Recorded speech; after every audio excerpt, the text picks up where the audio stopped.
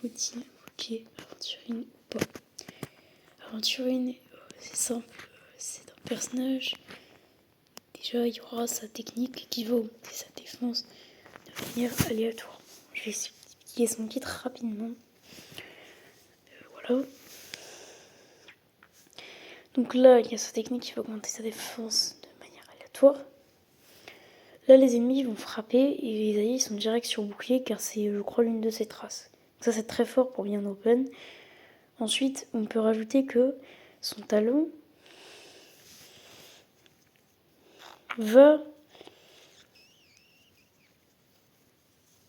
littéralement lui permettre de faire une attaque de suivi quand ses alliés se font frapper alors qu'ils sont sous shield.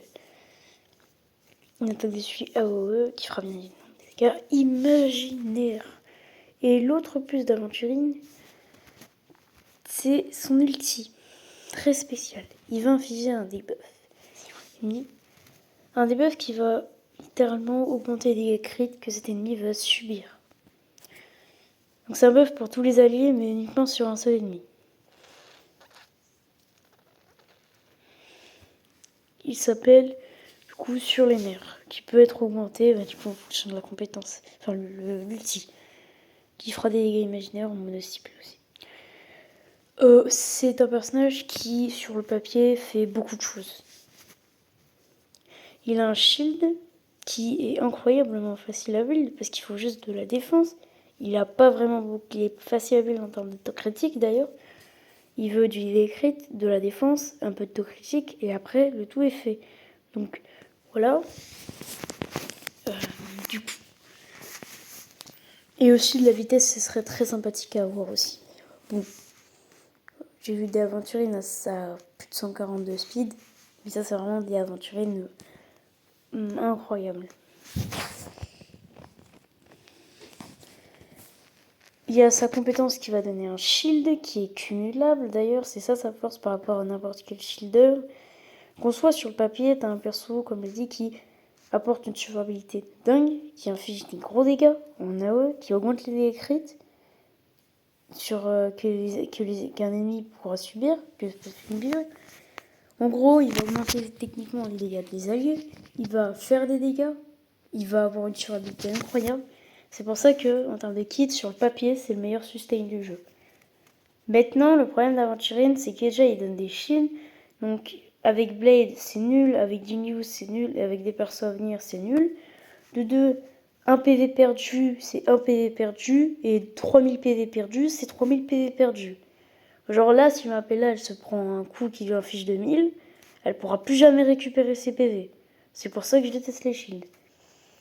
Genre à un moment, il y a des persos, ils ont 5%, ils ont 5 PV. Et si on veut du coup que Aventurine puisse protéger absolument la team, il faut qu'il consomme des points de compétence, mais genre vraiment presque pire qu'Uro. C'est vraiment, il va même pas en générer. Parce que sinon, la team elle va crever. Donc il est beaucoup trop négatif friendly et que sinon on peut avoir des mauvaises surprises. Voilà, je le dis, on peut avoir des mauvaises surprises. Et puis les préservations, et le seul intérêt des préservations, c'est Sam, sinon tout le reste, on s'en bat les couilles. Voilà, je le dis honnêtement, c'est surtout Sam qui va leur donner un avantage. Donc honnêtement, ça dépend à quel point vous jugez que Sam est broken et à quel point vous aurez envie de le défoncer et à quel point il est présent dans les MOC. Mais voilà. Moi j'ai un peu le seum parce que je pourrais pas aller invoquer à Aventurine parce que je suis pauvre, je suis free to play, donc vous savez ce que ça veut dire. Puis si j'avais été plus chanceux, qui Aventurine, je sais pas, il y avait Karen plus Aventurine n'importe une, peut-être que là j'aurais pu aller peut-être aller chercher les deux, mais j'ai eu l'autre challenger à la place. J'ai un peu le seum parce que j'aurais pu vérifier full zone. Franchement, d'un côté j'ai un peu la rage. J'ai toujours pas de sustain alors que j'aurais vraiment eu l'occasion d'en avoir un deuxième. Donc j'avoue, c'est intense, c'est compliqué. Parce que je pense que si j'aurais plus de problème de survie, je pense large que je veux clear les MOC12. Alors peut-être pas celle-ci, mais les précédentes ou d'autres un peu plus chill. Je pense que je peux clear les MOC12. Et Purification par contre, j'ai pas envie de monter RTA, donc ça va être compliqué. Voilà, je vais dire directement. Mais voilà, j'ai un peu la rage de toujours pas avoir de sustain efficace. Parce que Gallagher, il meurt. Si je mets Sam, enfin, si je mets Gepard, je meurs. Si je mets Gallagher, je me fais défoncer. Bref, c'est un enfer. Donc, je dois admettre que dans mon cas, j'avoue que Aventurine m'intéresse. Et j'ai déjà les news en plus. Donc, vraiment, il m'intéresse beaucoup, beaucoup, beaucoup. Donc, j'espère qu'il va venir, même si j'y crois pas. Pour moi, c'est un perso que je conseille. Il fait tout, franchement. Des dégâts. Il a une survivabilité incroyable. Il a un élément passe-partout. Il augmente les dégâts. Euh, il est plutôt facile à build. Alors avec le code signature, là c'est vraiment une dinguerie, c'est méga facile à build.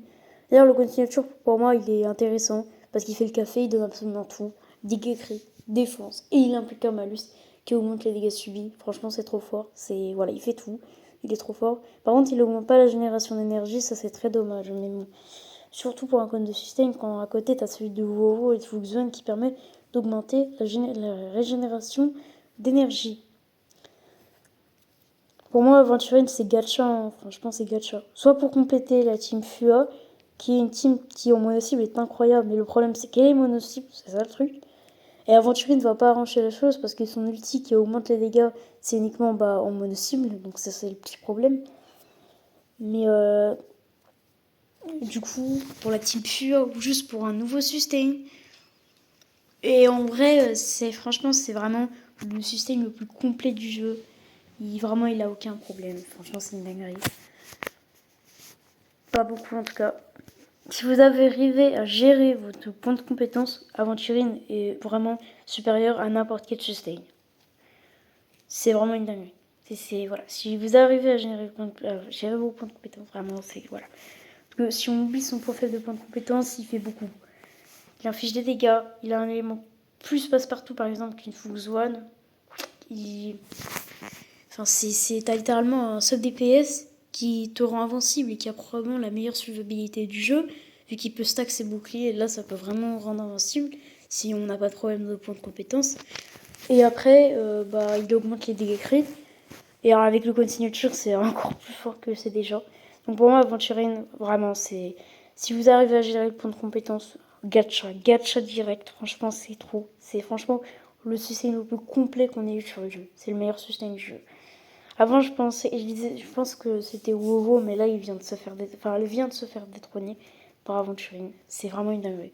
Pour les gens comme moi qui n'ont pas de deuxième sustain, Aventurine est vraiment une dinguerie. Donc vraiment, Aventurine, gacha en vrai. Même si vous avez Fuse One, en vrai, gacha. Par contre, si vous avez deux sustain et que vous avez une offensive assez médiocre, on va pas se le cacher, ok, vous pouvez skip. Si vous avez vraiment une offensive qui est assez mauvaise, c'est-à-dire que vous avez des personnes qui font pas très mal. Moi, c'est pas mon cas. Moi, mon problème, c'est ma défensive. Parce que j'ai un Lyocha broken, mais en contrepartie, j'ai un Gallagher ou Gepard qui juste n'arrive pas à maintenir ma team en vie. Parce qu'il demande trop d'investissement d'artefacts et d'aptitudes et de traces, etc. Vraiment, c'est une dinguerie. Il demande beaucoup trop d'investissement pour fonctionner.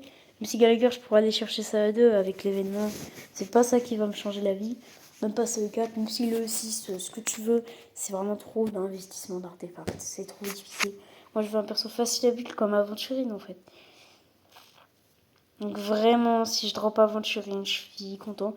D'ailleurs, sachez juste que Aventurine, dans le patch d'Aventurine, je pense que c'est la partie 2 la plus généreuse qu'on ait jamais eue sur le jeu. Enfin, si on compte pas la 1.6, où c'est plus spécial en termes d'invocation, parce que il y aura des événements très généreux et surtout il y a une multi offerte le 26 avril. Le 26 avril, c'est pendant le portail d'Aventurine. Donc ça, c'est juste que vous aurez pas mal d'invocations sur le portail d'Aventurine normalement. Donc si vous allez le chercher, vous avez quand même plus de chance, notamment pour cette multi offerte le 26 avril. Et voilà, donc Aventurine invocation. Ça. Voilà. Ciao.